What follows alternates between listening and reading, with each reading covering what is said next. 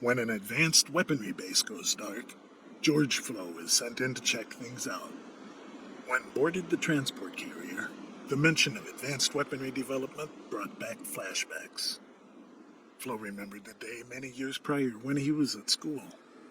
He remembered sitting in the office and staring outside the window for his parents to arrive. He remembered waiting and watching, and no one ever showing up. Likely one of the most devastating sights was that of a police car driving up to the school.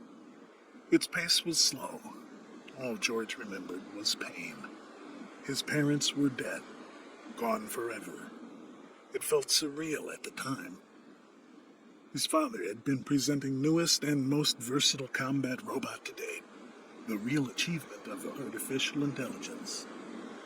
The machines had rebelled during the demonstration. They'd killed everyone. The carrier finally landed.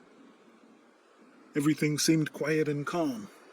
One thing in particular, no people. Something was definitely wrong. No sooner had George come to that conclusion than did he come to another unusual discovery. All radios were useless. Something was blocking communications in and out. Jamming signal must have been emanating from a generator somewhere. Going over the map and checking the records, he found that there was only one place that fit the necessary description. This was his next stop. The generator just sat at the center, with an unusual metal plate. He looked closer. On the plates were written the words, "Destroy me." That's when the attack finally came. The battle was tough. The generator was completely destroyed. He looked back, felt his heart quicken. Flashbacks forced themselves to the front of his mind.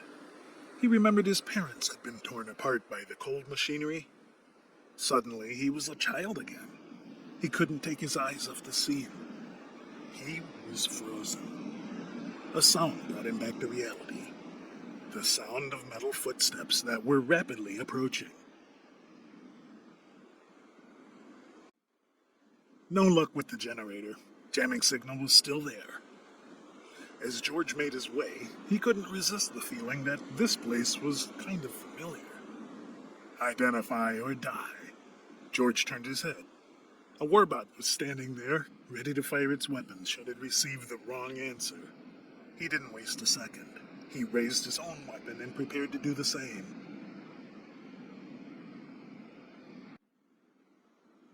It was much more powerful than the others.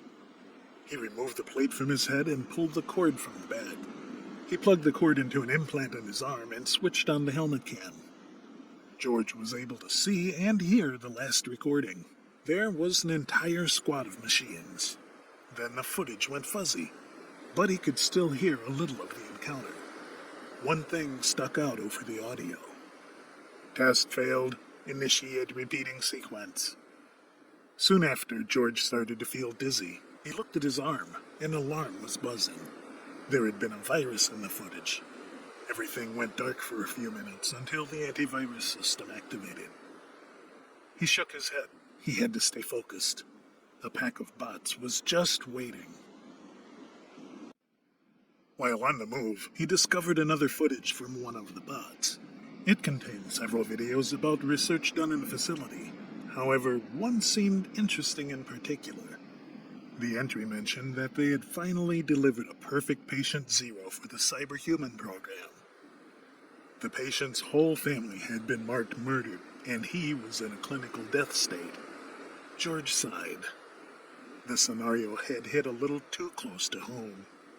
It almost came as a relief when he heard the sound of warbots fast approaching. George came along another footage. However, this one was very short. Find me. That's all. The warbots had not been idle. They were waiting. As he continued, all of the bots had the same recorder message. Follow me.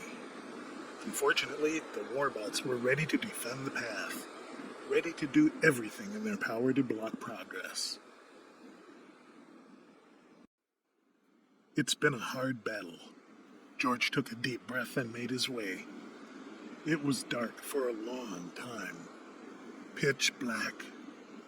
He could hardly see the hand in front of his face. That's when he saw it. It looked so familiar. And finally, there it was. Took a deep breath. He checked his ammo. Then he stepped out to face the Titanic warbot.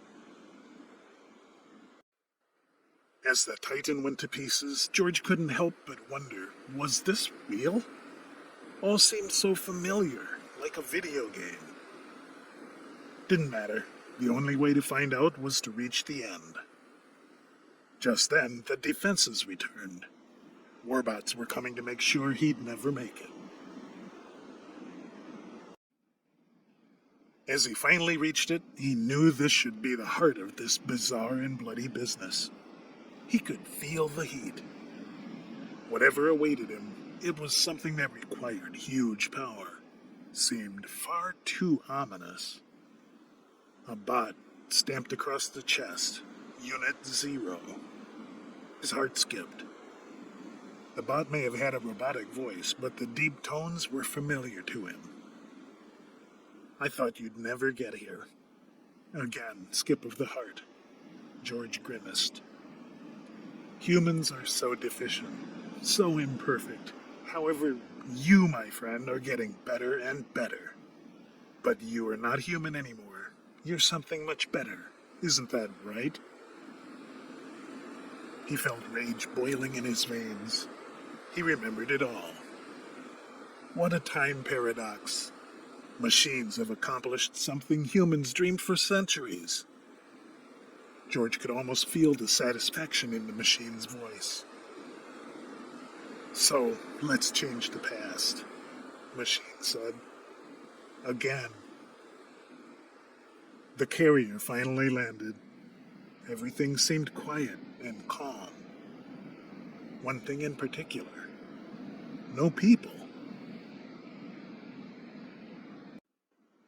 As he continued, all of the bots had the same recorder message. Follow me. Unfortunately, the warbots were ready to defend the path, ready to do everything in their power to block progress. As he continued, all of the bots had the same recorder message. Follow me.